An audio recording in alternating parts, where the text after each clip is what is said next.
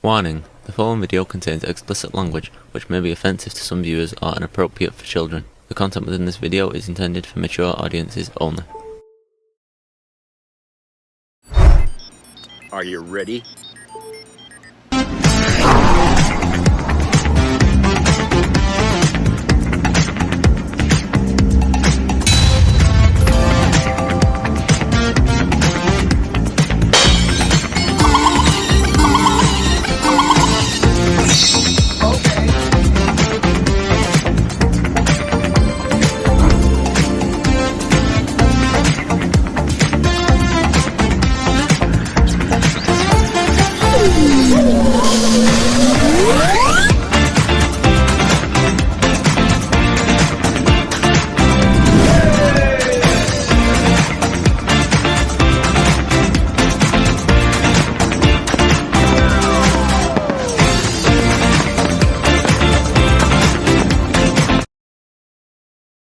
When I started doing this show, I don't think I could have predicted or imagined myself doing the segment that we're about to do. So get ready for that. What I want to do is look at a couple of things Trump just recently posted. I'll give you the context of why he's posting about this. And then we're going to go through a little bit of a school lesson. It will be patronizing, okay? I get that. But it's informing MAGA as to why, on a factual basis, what they're saying is so insane about Kamala Harris, so that the information's out there. We're only going to do this once because something feels weird about getting in to the dirt and wrestling around with them over this. But we can go through it once, and any MAGA folks who continue on after this to spew this nonsense, we know what the real reason is, okay? So, first, before looking at what Trump posted in defense of himself, the moment that sparked all of this is Trump at this National Association of Black Journalists event, just imploding in so many ways after being confronted. But here, specifically doing so in relation to Kamala Harris. Some of your own supporters, including Republicans on Capitol Hill, have labeled Vice President Kamala Harris, who is the first Black and Asian American woman to serve as vice president and be on a major party ticket, as a DEI hire. Is that acceptable language to you? And will you tell those Republicans and those supporters to stop it? How do you define DEI? Go ahead. How do you define diversity, equity, inclusion? Okay, yeah, go ahead. Is that what your definition? That is give me a literally definition the words then. Would you give me a definition DEI. of that? Give me a definition of Sir, that. I'm asking you a question, No, a you very have to direct define question. it. Define it for me, if you would. I just defined it, sir. Do you believe that Vice President Kamala Harris is only on the ticket because she is a black woman? Well, I can say, no, I think it's maybe a little bit different. So I've known her a long time indirectly, not directly very much. And she was always of Indian heritage, and she was only promoting Indian heritage. I didn't know she was black until a number of years ago when she happened to turn black, and now she wants to be known as black. So I don't know, is she Indian or is she black? She has always identified as a black woman. She went to a historically black college. I respect either one, but she obviously doesn't, because she was Indian all the way, and then all of a sudden she made a turn and she became a black person. Just to be clear, sir, do you believe that she is... I think somebody should look into that too when you ask, continue in a very hostile, nasty tone. It's a direct question, sir. Always hostile and nasty. So, it feels like, again, I'm getting prepared to go into a segment that I'm weary to go into, because it feels like it's giving too much ground to their argument that this is even something we should be talking about. But we're going to inform MAGA once. It probably won't do much. But this is, on its face, so insane. I thought. I'll show you Trump doubling down on this and his followers, such as Trump posting this. Crazy Kamala is saying she's Indian, not black. This is a big deal. Stone cold phony. She uses everybody, including her racial identity. And what he means, what he's describing, is this clip that it's so insane. I don't know how to engage with this. This is the clip that he says is proof that what he said on that stage is justified. Okay, so what we're going to cook today is an Indian recipe. Yes. Because Yes. you are Indian. Yes. Okay, and I don't know that everybody knows that, but I find that wherever I go and I see Indian people at the supermarket, on the street, everyone's like, you know Kamala Harris is Indian, right? It's like the thing we're so excited about to have you running for president. Yeah. So we're both Indian. Yes. But Get ready for this too, because in the clip that they think proves their point, Kamala Harris disproves their point. Here we go. actually, we're both South Indian. Yes. You look like the entire one half of my family. Okay, thank you. You look like the entire one half of my family. So my question throughout this entire segment as we continue to go along to you, and you can tell me in the comments, is for the majority of MAGA people espousing this nonsense, Trump himself, is it just racism, or at least trying to spark racialized outrage among the base? Or is there a genuine misunderstanding? Because if it's a genuine misunderstanding, he should not be president, because this is a basic concept. That do they really not comprehend that you can both be of Indian descent and also black? You can have a black father and an Indian mother. Do they not understand that concept? Or is it just they're ignoring it for the sake of sparking outrage? That's the question. You can answer it in the comments. Trump then posted this, digging up some photo of Kamala Harris, like the creep that he is.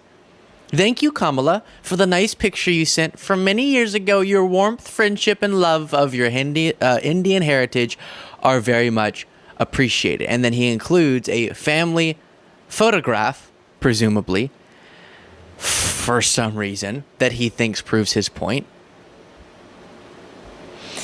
And of course, MAGA people online are already jumping into this. As proof of that, look at this. Look at this. Explore part of X. Harris ethnicity debate is one of the trending topics. There's not really a debate. There's just MAGA people being weird, okay?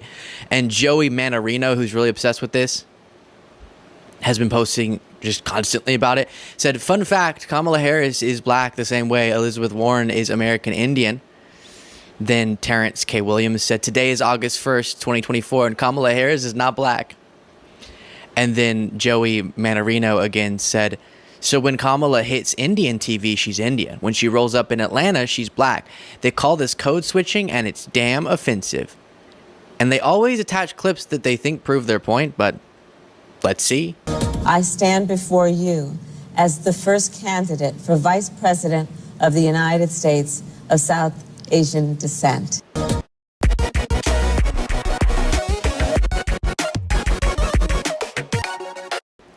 She's stating a factual statement. I don't understand what's wrong with that. And just a fun little aside in response to the clip of Trump originally at this event saying what now has caused all of this, Al Franken said, I looked into it. Kamala has always claimed to be both Indian and black, like how Trump has always been both white and a weird a-hole, which I think is a perfectly apt point. Before getting into the lesson, I just thought that Democratic Senator Raphael Warnock perfectly explained not just that this is offensive, needless, stupid, but that it betrays a lack of understanding about how actually, interestingly, Kamala Harris embodies in her successes and in her identity something that's really special. Sort of her life story is a story of the American dream in many ways, some that pertains to her identity, as Raphael Warnock points out here. That's right. And look, as disappointing as it is to hear this, if it's anything, it's certainly not surprising. This is who Donald Trump is. And he reminds us time and time again, the only thing he knows is the politics of division and hatred. This is what we're confronted with again. And he doesn't even recognize the sad irony of his remark. In a real sense, Kamala Harris's story is an iteration of the American story. The diversity that is among us and often within us. And that is the American story, out of many one, e pluribus unum. And she carries that literally in her veins. And in that sense, he doesn't know who we are. And if you don't know us, you can't represent us. You certainly can't lead us. Gosh, perfect. The phrase, the diversity that is among us and often within us, is very much represented here by someone who could be the next president of the United States, having two immigrant parents, one parent who immigrated from India, one parent who immigrated from Jamaica. Kamala Harris then being born in Oakland and growing up to potentially be the president of the United States after one achievement after another very qualified MAGA. That is the American dream right there. That's something that should be celebrated. But instead, all they know is divisiveness. All they know is pushing provocative, hateful ideas like this one. And we'll talk about how this is not to their political benefit a little bit later. But for fun, and this is just sort of silly, let's explain to MAGA. If you're actually confused, MAGA folks, I don't think Trump actually is, but let's say MAGA supporters are actually confused about this. Let's have a little bit of a lesson. Jamaica, okay? Kamala Harris's father, again, is from Jamaica. Jamaica is a Caribbean island nation, as you can see on that map.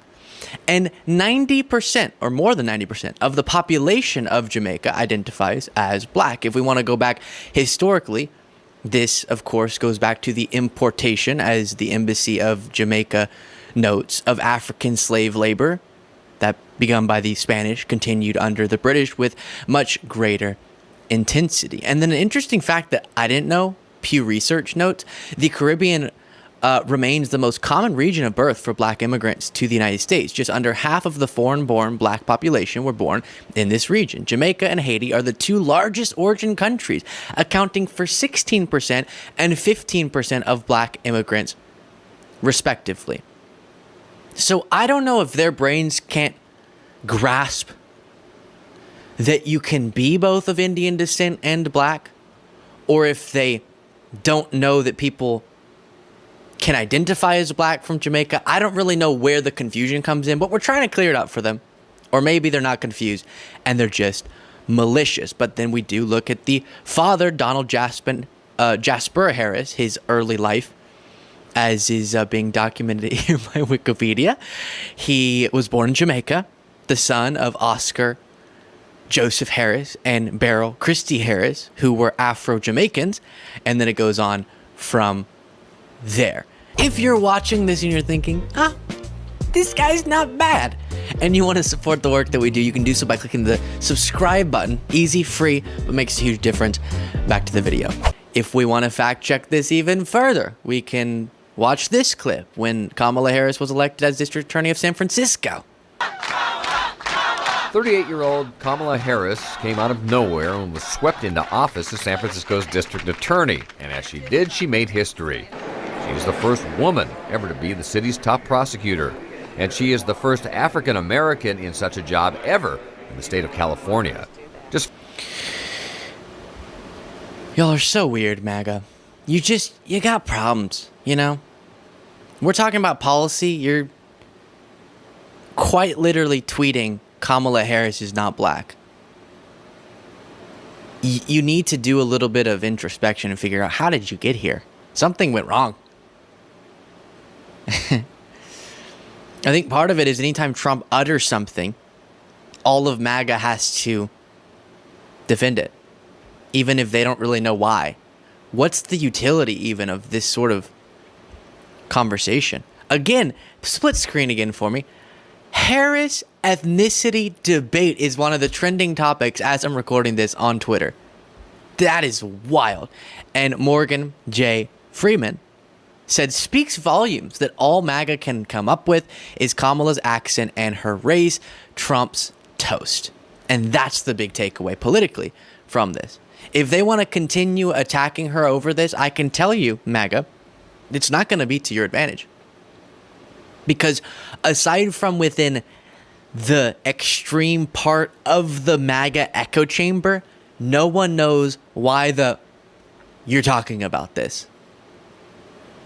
No one knows why this is an obsession of yours. We have some ideas, but no one understands why you would make it a political point. It might rev you up and make you really outraged. But I don't know why I would give you political advice, politically even, separate from the morality and the factual nature of this conversation. But just politically, you're not moving the ball down the field at all when you're questioning someone's identity. Especially in this case where you're just wrong. And you're making yourself look a little silly because you keep insisting, look, here's a clip of her saying that she's Indian. Okay. You problem, not a her problem. Hey everybody, Let me it's Jeff.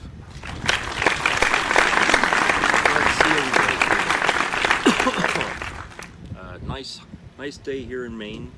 High humidity, but it's not terribly hot. It's like in the upper 70s, lower 80s, but sticky. I hate it when it's like that though. Still, but it looks like it's cooling off somewhere out there, and it's just it's pretty nice. I mean, it's really nice, and everybody was out mowing their yards today, and the kids are out playing, and it's nice. So great day here. So the little video clip. Yeah. Why are they talking about this? Well, I'll tell you. I think the most important reason why they're talking about this is they're embarrassed. Okay. They know he screwed up yesterday at that convention in Chicago. They know he did. When it was supposed to be an hour long, that Q&A there on the stage. But he was only up there for like 35 minutes, and then people backstage came out and escorted him out. Okay.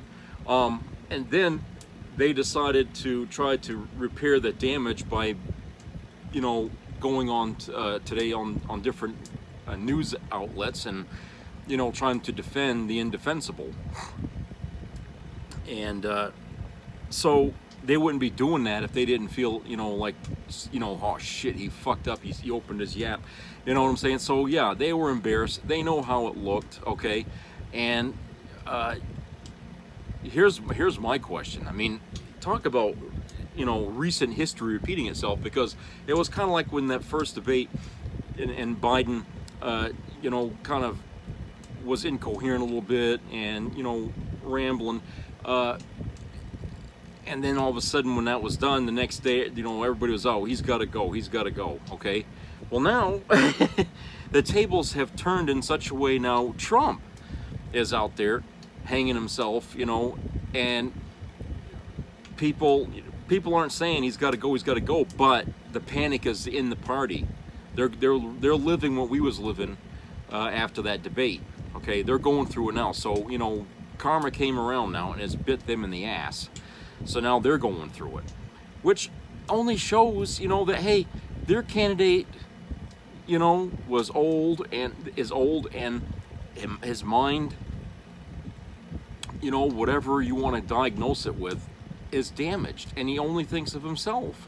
He's selfish, and the fucking guy, he can't friggin' answer a question put to him by the people that were, those journalists on the stage. He wouldn't answer the questions that they, he was just up there rambling about things, attacking the journalists for the question. Oh, it's a stupid question. That's all he can do. And I feel like, he's such a narcissist at the same time that he can't see that what he did was bad. He can't. He doesn't believe he could do anything bad. And I'm sure they must have had their fights with him already, but behind the scenes, the MAGA campaigners. I mean, they must have. They had to have. I mean, for them to come out and get him off the stage, I'm sure Trump didn't want that, but they came out there and they got him. And so he's at odds with his own party now. He wants to go out and do this thing his way and bring the whole damn bunch with him, okay? And now they're on damage control. They're on the defensive now, okay?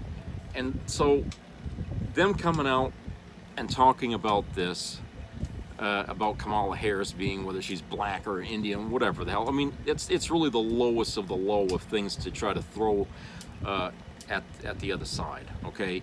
Because the Democrats aren't buying it. Kamala's not buying it. Everybody's just seeing their true colors when they attack that way, okay? They really are. And so how does that party expect that they're going to win? I don't think they are going to win. I really think they're going to lose this now. I really think that, and it's all because Trump can't control himself, and he won't let other people direct him on how to be more politically correct, if you will. He won't do it. He just won't do it. Okay, and like I said, I think he's self-destructing is what's going on, and that too is a sign of a mental aberration. Okay, the fact that he's out there, doing these things, causing strife in his own party, and making a mockery of the whole system. That's not a person who's acting like a man who wants to win an election. I mean, it sounds like he's just falling apart mentally, And yet there's people in this country that want to give him the goddamn football to the nuclear codes. I mean, are you fucking kidding? I mean, are you crazy? Jesus Christ. I mean, I just can't imagine how people can look at this guy and say, I trust him. With my future, my kids' future, I trust him. He's not going to blow up the world. No, I don't trust him. I fucking don't trust him. He's dangerous. This fucking guy is dangerous. I mean, I feel like he gets in the White House and he has a mental collapse of some kind, a nervous breakdown, and the rockets will fly. And I just feel like we'll be looking back on this day and say, I wish I would have listened. I wish I would have done the right thing. Well, it'll be too late then, won't it? That's why we have to be cautious. We can't throw caution to the wind, ever. I don't care what MAGA says. They think that, Trump or nothing. That's what they think, Trump or nothing. In other words, they're throwing caution to the wind. We can't afford to do that, MAGA. We cannot afford to do that. We're not living in a world where we can have everything hunky-dory, And so we need a person who's ready to take on the job and be there when they're needed to do things. Okay, that ain't Trump. That's not Trump. By no stretch of the imagination. You might want him in there just to do his thing with your societal issues that you have, like abortion and stuff. But when it comes to the bigger issues, the international issues, I'm sorry. He's not the man for the job. I'm sorry. I'm not convinced he's sane enough or capable enough, okay, to do the job. He's weak mentally, okay, and we don't appreciate weakness running our government. We don't appreciate that. Okay, a person that we consider weak loses elections. This man hasn't won anything for your party. Okay, maybe the only thing you can pin on him as something he did was the abortion thing, but he had to get 3 liars to sit on the bench in the Supreme Court in order to pull that off. So he had to do it underhandedly. So I mean, if you want to take credit for that, that's your business, but we don't look at that as a plus. All right. And the thing is that he's just not ready. JD Vance is definitely not ready to do the job as a president if Trump should something to happen to him. Okay, JD, even Trump wouldn't even answer that question. I mean, they asked him on a news thing if he was capable of being ready to take take over for him, and he couldn't answer that because he knows what JD Vance is, and so does the rest of MAGA, whether they want to admit it or not. They don't like him either. And they're still scratching their head as to why Trump decided to put him on there. I already told you why. He didn't want somebody that would overshadow him. That's why. J.D. Vance is a nobody, okay? And Trump said it himself, that people, when they vote in presidential elections, always vote for the person who's going to be president. They don't vote for the person that's going to be vice president. So right there, he just insulted his fucking VP pick right there by saying, oh, J.D. Vance is a nobody. Well, that's the reason why nobody likes him, when he says that. So it didn't help his chances of becoming president any better by him saying what he said about J.D. Vance, and it doesn't help them win the White House either. I mean, if the president or the guy running for president shows a little disdain for the guy he chose him, then that right there tells you he can't make decisions. You know, he picks people he don't like. You know.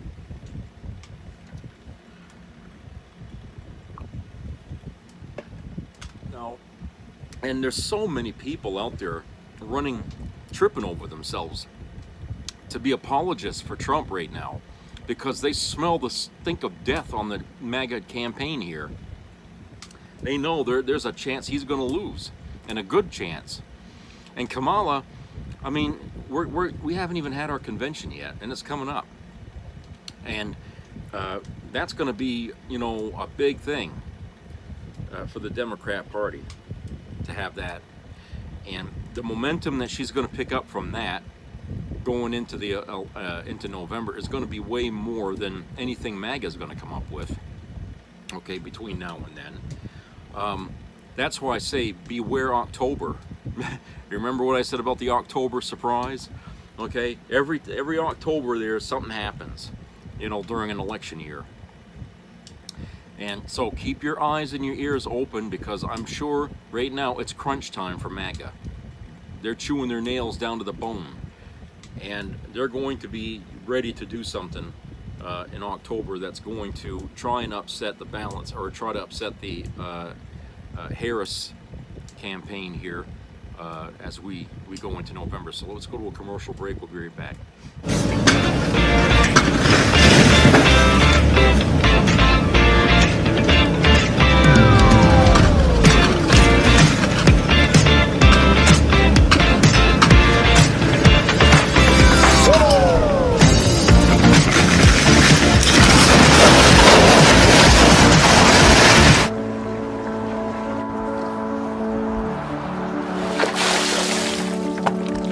This is me.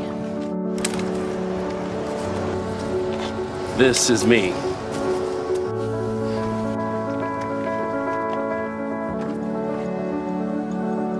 This is me!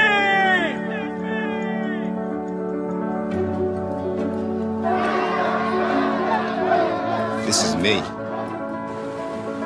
I'm Alex Curtis. I'm a lobsterman in Maine, and this is me. I'm Ruth McLaughlin, and this is me. I'm Eric Hopkins. I'm an artist, and this is me. This is me.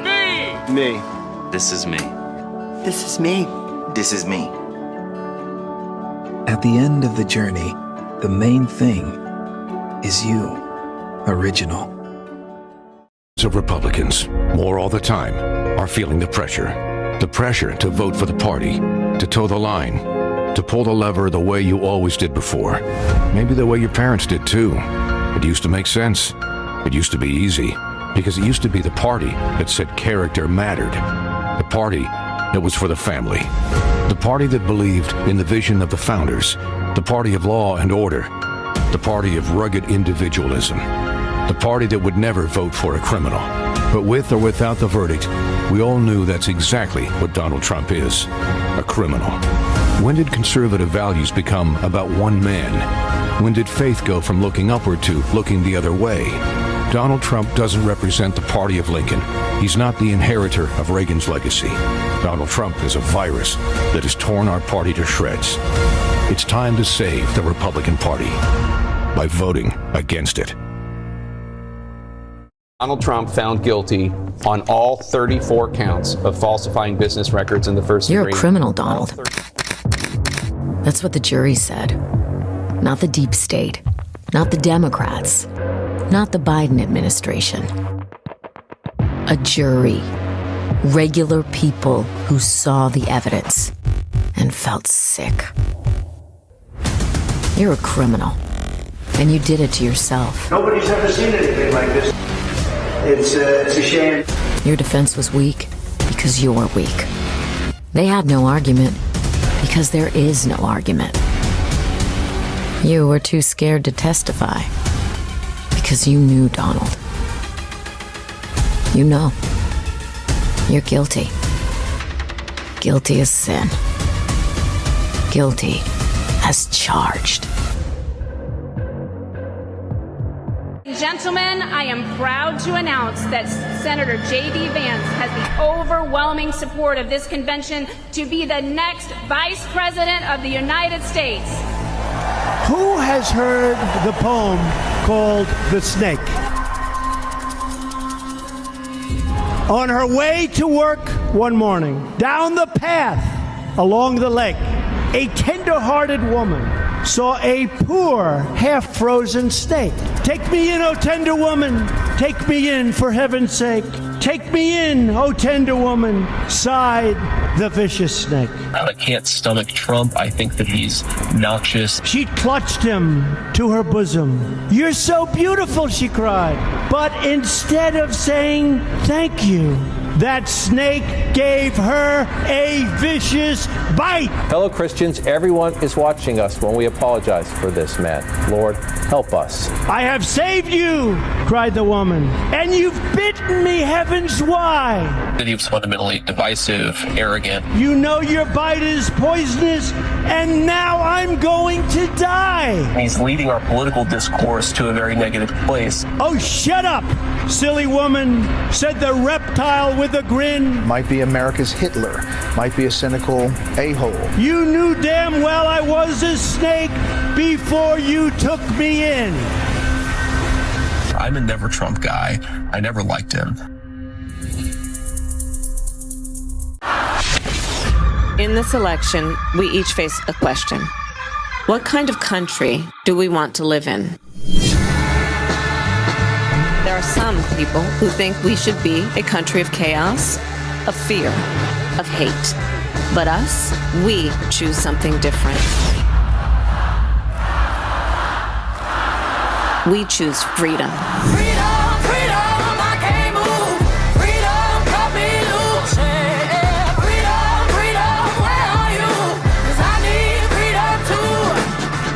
The freedom not just to get by, but get ahead. The freedom to be safe from gun violence. The freedom to make decisions about your own body. We choose a future where no child lives in poverty, where we can all afford health care, where no one is above the law. We believe in the promise of America, and we're ready to fight for it. Because when we fight, we win.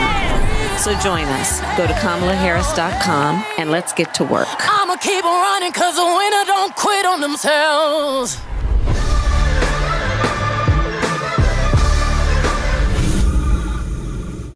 What made you switch from Trump to Nikki Haley?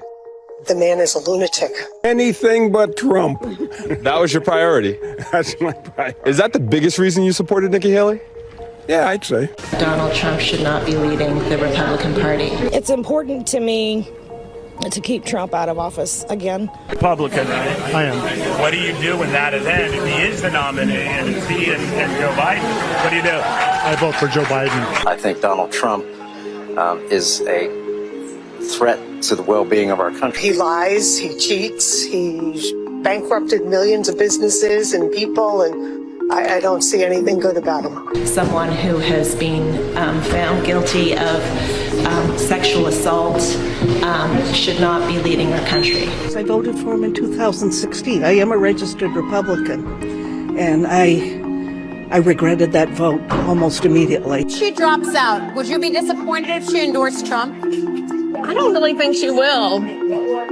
I think she'll just keep. If she does, I'll vote Democrat. That's all there is to it.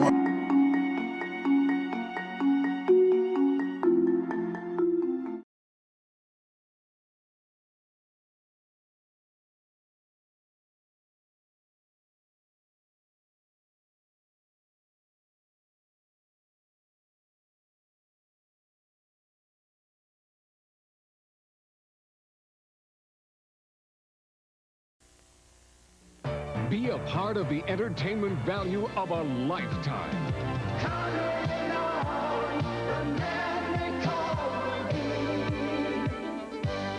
I loved it. It was the best performance I've seen in a lifetime. I loved the show. I liked it very much. He's a very entertaining man. It's well worth the money. Now appearing in Charlottetown, coming to Halifax November 6th to the 18th, and St. John November 20th through the 26th.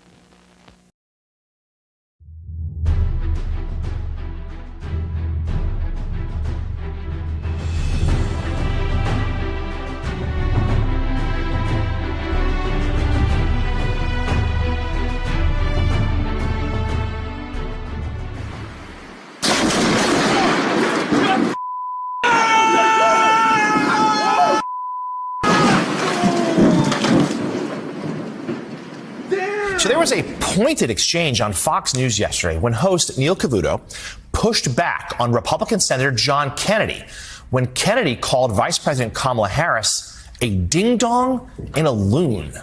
Here's part of that conversation. The polling that I've seen shows that many Americans think that the vice president is not a serious person. As I said, that she's a bit of a ding-dong. And number two, that she is a member of the loon wing of the Democratic Party. And I'm just wondering how you think that will resonate with women when she is called nasty and crazy and a ding-dong and all and disrespectful between you and the president, what has been said about her. I'm just wondering, do you worry how that comes across? And maybe you draw no distinction between a female candidate and a male one, then that's fair game.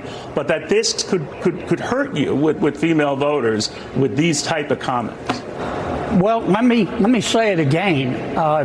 Sure. The vice president is a candidate for president of the United States. I don't care about her gender. Neil, maybe you do, but I don't. I don't care about her race. I care about her Then competence. why call her a ding-dong? Why call her a ding-dong? And I'm telling you what the polling shows. I'm telling you what the polling shows. And it does. And I'll be glad to sit down with you and walk you through the polls. Please do, because I never know when it's constructed to call people names, Senator. On the left or the right. But I'm sorry if it hurts your feelings, but let me say it again. Senator, you keep bringing it back to my feelings. My feelings matter a little. All I'm telling you is if you think you can gain this November calling people names, I don't know how far that goes, left or right, but we'll see. It's still early to your point. Your feelings seem to me like they matter to you a lot, Neil, and I'm trying to be objective here. Let me say it again. Are you really being objective, Senator? I just think you've got a bash-a-thon, a name calling at her. If you call that being objective, I don't know. But Senator, I do want to thank you for coming. Well, thank you for having me, Neil. I hope you have a better day. Yeah, so do I. Hope you have a better day. Okay, welcome back, everybody. So that was Kennedy there, Senator Kennedy, running his big mouth this morning. Okay, and like I said, that the MAGA right now is in dire straits, and everybody there is coming out trying to defend Trump and the shit that he said yesterday in Chicago. And you see, they can't. I mean, I know that was from Fox News, and you could make of it what you want, but the things that he said doesn't help anything. You know what I'm saying? It doesn't help their cause. It doesn't, like you say, move the ball any further down the fucking the courtyard. It just. Why did they come out and just sling mud? That's all they can do right now. They've been off balance ever since Kamala Harris threw her hat in the ring for the presidency. They still don't know what to do. But the last thing they should be doing is attacking her, calling her, a ding dong and all that other crap. That's childish shit. And nobody's interested in that, okay? Nobody's interested in that. And people expect better from their politicians than childish shit like that. Okay? And what they want is they want their leaders to do things that they want them to do. Okay? Which, in Trump's history, he's never accomplished anything. Okay? Nothing. Even in his personal life. He's a man that just only commits to things that benefit himself, okay? And right now he's obsessed with becoming president, and I think that obsession is what's going to do him in the long run. I really think, because he's not listening to anybody, you know, and he's using the worst parts of himself to think that, you know, thinking that, oh, this is going to propel me forward, and it's not. It's just alienating him more from his base. Let's, you know, today, let's go back here to May of this year, where Trump had said, and I quote, "Putin will release Ivan Gershowitz for me. He won't do that for anyone else, and it will cost us nothing," unquote. That's what he said back in May. Well, guess what? Today, Ivan Gershowitz has been released, thanks in part to President Biden's efforts to get him released. And so let me read this article here about it from The Guardian, published today, and it says right here, the largest prisoner swap between Russia and the U.S. since the Cold War has taken place, and 16 people were freed from Russian custody, including the Wall Street Journal reporter Ivan Gershowitz. Several other foreign citizens held in Russia and numerous Russian political prisoners were also freed. The exchange took place at Ankara Airport on Thursday in a complicated operation in which planes arrived from and departed to multiple countries. Among these returning to Russia was the assassin Vadim Krasikov, who has been held in a German prison since 2019 for the murder of a Chechen exile in Berlin.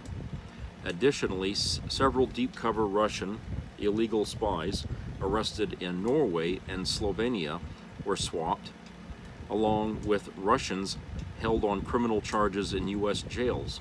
Putin personally met the Russian prisoners with a red carpet reception at Moscow's Ulkovo Airport, along with Kremlin guards in full dress uniform.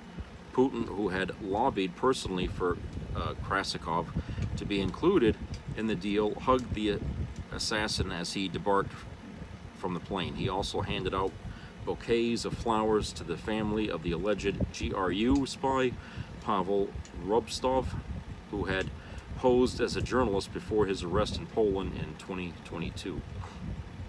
In total, 16 people were released from Russian and Belarusian jails, and 8 Russians returned home. 2 minors were also sent to Russia, believed to be the children of the couple jailed in Slovenia. Among those freed by Russia were Gershkovitz, the former U.S. Marine, Paul Whelan, and the journalist and joint U.S.-Russian citizen Alsu Kurmasheva. Shortly after their release, the U.S. government put out the first picture of the 3 holding the stars and stripes. Joe Biden and Vice President Kamala Harris, who is the presumptive Democrat nominee for the presidential elections, are expected to personally receive Gershkovitz and the other freed prisoners when they arrive at Joint Base Andrews late on Thursday. Gershkovitz's family said in a statement, quote, "We have waited 491 days for Ivan's release, and it's hard to describe what today feels like. We can't wait to give him the biggest hug and see his sweet and brave smile up close. Most important now is taking care of Ivan and being together again. No family should have to go through this, and so we share relief and joy today with Paul and Alsu's families." The Russian opposition politician Ilya Yashin and several other opposition figures were also freed, including the British-Russian politician Vladimir Kara-Murza and 3 people who had worked as regional coordinators for the opposition leader Alexei Navalny, who died in prison earlier this year. The complex deal had involved months of negotiations between multiple countries and came together in extreme secrecy, with the location and exact makeup of the exchange not made public until the last moment.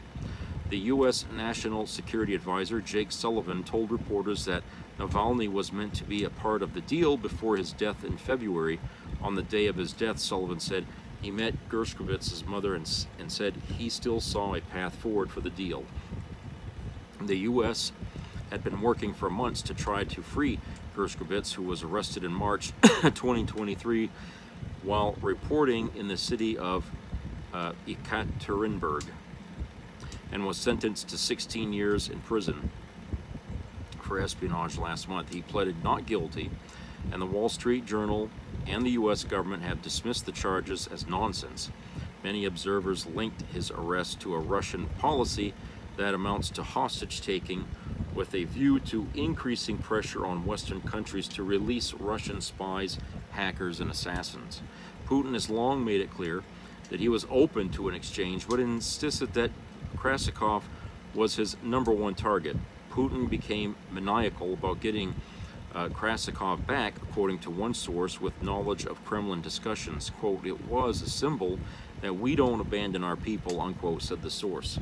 Putin told the returning Russian prisoners that the Kremlin had, quote, "not forgotten about you for a minute," unquote, and said that all of those involved in military service would receive state awards.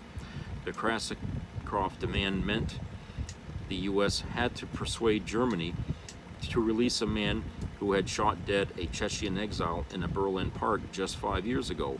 The contours of a swap deal had been agreed in February, which could have included Gershkovitz and Navalny, with Krasikov going in the other direction, but the exchange was called off after Navalny's sudden death or murder in prison. It took several months of delicate and complex negotiations to get the deal back on track again. Quote, "The deal that made this possible was a feat of diplomacy and friendship," unquote, said Joe Biden, speaking at the White House alongside the families of those released. In a separate statement, he thanked Germany, Poland, Slovenia, Norway, and Turkey for their help in bringing the deal together. The Wall Street Journal reported that an hour before Biden dropped out of the 2024 presidential race, he called the Prime Minister of Slovenia to secure the pardon of 2 convicted Russian spies necessary for the deal to proceed. The spokesperson, Stefan Hebestreet, of the German Chancellor, Olaf Scholz, said freeing Krasikov had not been an easy decision, but in the end was deemed a sacrifice worth making. Quote, "The state's interest in carrying out the prison sentence of a convicted criminal was weighed against the freedom, physical well-being, and in some cases, ultimately the lives of innocent people imprisoned in Russia and those unjustly politically imprisoned," unquote, he said. The Biden administration will be pleased to have finally secured the release of Gershkovitz, whose case had threatened to become a political football. In a June presidential debate, Donald Trump had claimed he would instantly free the journalist if he won the U.S. election. Quote, "I will have him out very quickly as soon as I take office, before I take office," unquote, Trump said. But as the deal took shape, it quickly became about many more people than just the detained journalists. Whelan was sentenced to 16 years in prison on espionage charges in 2020. He has always maintained his innocence, and his family have been pushing for years to have him included in an exchange. Kurmashev, a Russian-American journalist for Radio Free Europe, Radio Liberty, was based in Prague, but had been arrested while visiting Russia for family reasons. Rico Krieger, a German medic who had been sentenced to death in Belarus, after a closed and murky trial on charges of terrorism, was also released as part of the deal. Belarus is a staunch ally of Moscow and may have expected the trial in order to provide another element of the exchange. Details of Krieger's case only became public recently, although he was arrested last year. He appeared on Belarusian state television last week in tears, begging the German authorities to intervene in his case. Several Russian political prisoners were freed in the swap, including Yashin, one of Russia's most prominent opposition leaders, who was sentenced to 8.5 years in prison in late 2022 for denouncing Russian war crimes in Ukraine.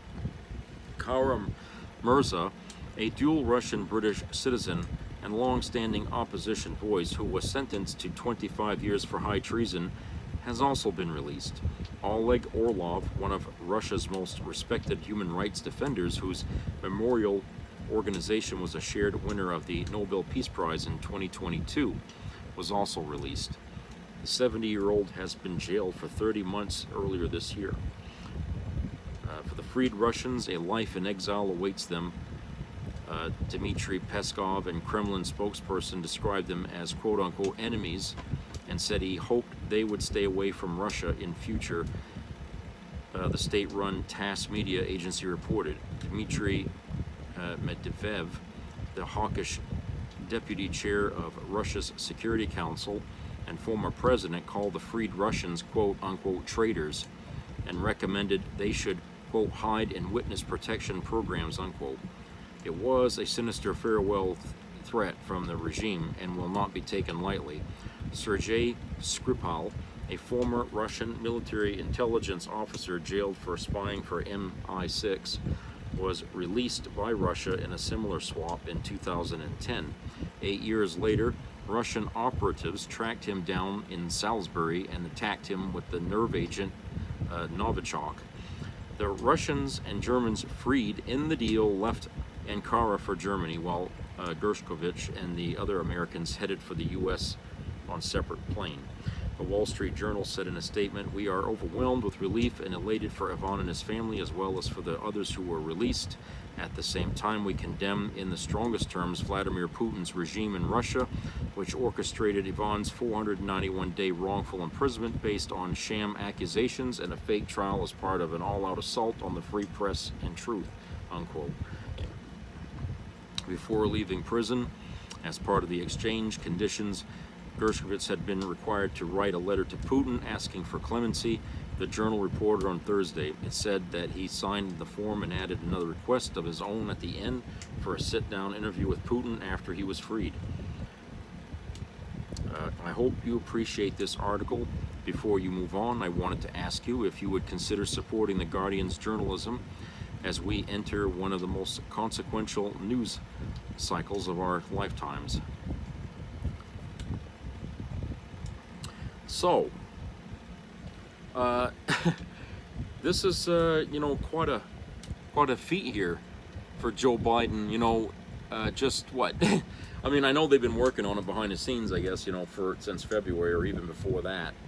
But the idea that Trump is out there trying to use that as a thing like, well, if you vote me in as president, I'll get these people free. And Biden is like, I can free them anyway. We don't have to wait for you because, you're going to lose anyway. So, I'm sure that was an insult to Trump, okay? The fact that Biden did this on his watch. Another thing that Biden has done that Trump promised he would do, but, or promised he was going to do, and Trump had to deliver, okay? And, this time, Trump couldn't stop it, and say, no, I want this as a campaign. He couldn't stop this. So I can just imagine how he was seething over Biden taking all the accolades here for the work that was done to release all these 16 people here, and, it's really sad. But, I mean, that's the nature of the beast, politics, that we would take people like this and use them as political pawns, in order to leverage support, okay? And it's not the first time. I mean, I think they, Reagan, Carter campaigns, Reagan had secured some kind of a deal to release hostages, but only if he won, okay, and then after that he'd release them, or you know what I'm saying, he had them released to give him that boost in order to get the votes, okay. Everybody knows that was a behind the scenes deal that was struck, and that went behind. I don't even understand how they were able to do that behind the backs of the government, to go over there and create their own little bargain. I would think that would be, something that would be illegal or something. I mean, you're talking about interfering with government's you know, getting involved in issues that are not part of or you're not privy to, you know, because he was just a damn governor. That's all he was. He wasn't a fucking, you know, person that needed to be dealing with foreign policy and stuff like that. But anyway, that was in. And here Trump obviously has got his hands in the pies, or he thought he did anyway, to get those people released. And he was using those poor people as leverage to get himself into the White House. And that's disgusting, you know. I mean, they should have asked those families that, you know, that we got their people, you know, do you have anything to say to Donald Trump about this, you know? You know, because, you know, he was out there months ago talking about how he was going to do it all by himself, right? And that he was going to be able to do that. And here, Biden was able to do it, but he didn't do it alone by himself. It took the efforts of other countries to be able to pull that off, okay? So what the hell do you think, you know, is going on between Putin and Trump, that he thought he could get Putin to release all, you know, all these people and stuff like that, you know? Think about that for a minute, where he thought he could do something by himself that took Biden and a bunch of other leaders in the world to be able to do that together. You know, doesn't that, you know, kind of bring shivers down your back that maybe he's just that close to Putin? You know, how do we know he's not involved in some way in what happened between Ukraine and Russia? How do we know Trump ain't involved in that in some fashion? You know, do we really want to dig deep into the, you know, into this guy and find out just how fucking dirty his hands really are? You know, and you know, and a little off the topic here, you know, what about this thing that came out here weeks ago about new evidence about conversations between Trump and Jeffrey Epstein? You know, recorded phone calls and stuff like that, and things that were said that were pretty incriminating. I mean, just how close was he to that guy? Was he involved in the sex trafficking thing that was going on too? You know, let me say, there's a lot of smoke there. There's a lot of smoke, and where there's smoke, there's fire. Okay? Where there's smoke, there's fire. And Trump, he walks around with a cloud of smoke around him all the time, so you know he's dirty. He's dirtier than shit. You know, I'm just saying, he really is somebody that, you know, he's been around long enough to have done a lot of crooked things, and we just don't know the depth of how crooked he's been or how many crimes he's actually committed. I think, you know, he's been very good at trying to cover up things, but for the most part, when it comes to government and political things like that, he hasn't done a stellar job with that, because, you know, he had people around him, lawyers and stuff like that, who one by one they turned against him. Okay, but what about before the fact? What about before he got involved in politics?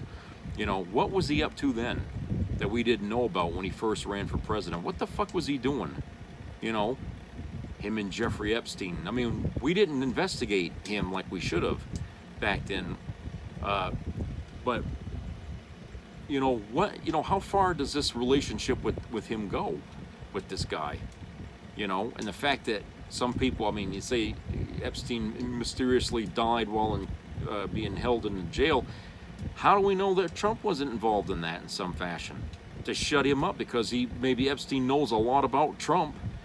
He didn't want things to get out. You know I'm sounding like a conspiracy theorist, but I'm saying what I'm doing is I'm asking questions.